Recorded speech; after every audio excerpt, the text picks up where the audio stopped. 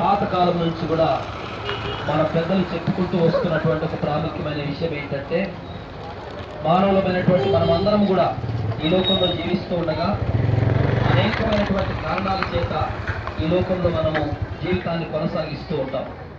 ఈ క్రమంలో యేసు ప్రభు మానవులైనటువంటి వారికి అనుగ్రహించిన గొప్ప ఆధిక్యత ఏంటంటే, భౌతిక సంబంధమైన జీవితంలో నుంచి శాశ్వతమైనటువంటి పరలోకం అనేటటువంటి గొప్ప సంబంధాన్ని యేసు ప్రభు మానవాళికి అనుగ్రహించాడు.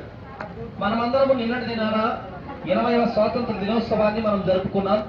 భౌతిక సంబంధమైనటువంటి స్వతంత్రాన్ని మనం అనుభవిస్తూ వస్తూ ఉన్నాం. అయితే మానవుని యొక్క అంతరంగంలో నిజమైనటువంటి స్వతంత్రాన్ని ఎవరివ్వగలరు అనంటే, ఏ దేవుడైతే మనల్ని సృష్టించాడో ఆ దేవుడే నిజమైనటువంటి స్వతంత్రాన్ని గుండె లోతుల నుంచి మనకి ఇవ్వగలడు.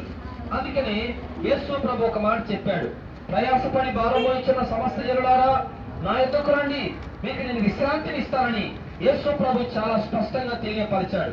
గుర్తించండి, యేసు ప్రభు నమ్ముకోవటం మతం మార్చుకోవటం కాదు, యేసు ప్రభు నమ్ముకోవటం కులం మార్చుకోవటం కాదు, కానీ మన అంతరంగపు యొక్క హృదయపు పరిస్థితిని మనం మార్చుకొని సరైనటువంటి జీవన విధానంలో మనం ప్రయాణం చేయటమే యేసు ప్రభు మనకి ఇచ్చినటువంటి ఒక గొప్ప సందేశం. గుర్తించండి ప్రియులారా, మానవుడు పాపాన్ని జయించలేనటువంటి స్థితిలో ఉండగా, మరణం పైన విజయం సాధించలేనటువంటి స్థితిలో ఉండగా 2000 సంవత్సరాల క్రితం పరలోకము నుంచి ఈ లోకానికి వచ్చినటువంటి యేసు ప్రభు పాపం పైన విజయం సాధించి, మరణం పైన విజయం సాధించి, మానవుడు దేన్ని సాధించలేకపోయాడు దానిపైన విజయం సాధించి, తన యందు విశ్వాసం ఉంచినటువంటి వ్యక్తులు వాటిపైన విజయం సాధించినటువంటి యేసు ప్రభు మానవులకు అనుగ్రహించాడు. కాబట్టి ఈనాడు ఈ మాటలు వింటున్నటువంటి మనమందరం కూడా యేసు ప్రభు నా రక్షకుడని, నా పాప విమోచకుడని, పరలోకము నుంచి ఈ లోకానికి మరణించి సమాధి చేయబడి తిరిగి లేచి మళ్ళా నా కొరకు రాబోతున్నాడు అనేటటువంటి వాస్తవాన్ని మన హృదయ అంతరంగంలో మనం విశ్వసించినప్పుడు శాంతిని, నెమ్మదిని, సమాధానాన్ని మనం పొందుకోగలం. బైబిల్లో చెప్పబడిన ఒక అద్భుతమైనటువంటి మాట, దేవుడు లోకముని ఎంతో ప్రేమించెను, కాగా తన అద్వితీయ కుమారుడిగా పుట్టిన వాని యందు విశ్వాసముంచు ప్రతివాడు నశింపక నిత్య జీవం పొందినట్లు ఆయనను అనుగ్రహించననేటటువంటి మాట బైబిల్లో మనం చదువుకుంటాం. అంత అద్భుతమైనటువంటి మాటని దేవుడు మానవాళికి సెలవిచ్చాడు. కాబట్టి మనందరికి దేవుడు ఒక్కడై ఉన్నాడు. ఒక్కడైనటువంటి ఆ దేవుని తెలుసుకోవాల్సినటువంటి బాధ్యత మానవులైనటువంటి మనందరి పైన ఉంది. గుర్తించండి, ఎప్పుడైతే నిజ దేవుణ్ణి మనం కనుక్కుంటామో, నిజ దేవుణ్ణి మనం అర్థం చేసుకుంటామో, పరమార్థాన్ని మనం అర్థం చేసుకోగలం.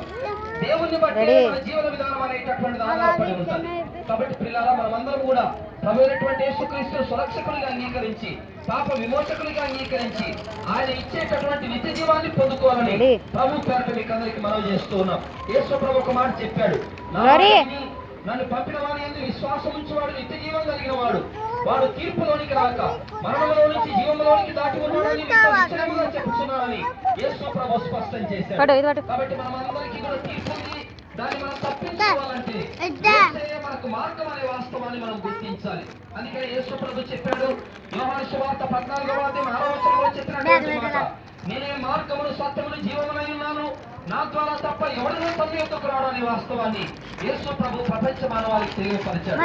మాటలన్నిటిని బట్టి యేసు ప్రభునందు విశ్వాసం ఉంచి ప్రభు అయినటువంటి యేసుక్రీస్తు కొరకు ఈ లోకంలో మీరు జీవించాలని ప్రభు పేరట మీకు మనవి చేస్తూ సందేశాన్ని ముగిస్తూ ఉన్నాం. ప్రార్థించుకుందాం. పరిశుద్ధమైనటువంటి పరమ తండ్రి స్తోత్రాలు. నదగిరి ప్రాంత ప్రజలను దీవించండి, ఆశీర్వదించండి. ప్రజలందరూ ఆయురారోగ్యాలతో బ్రతకాలని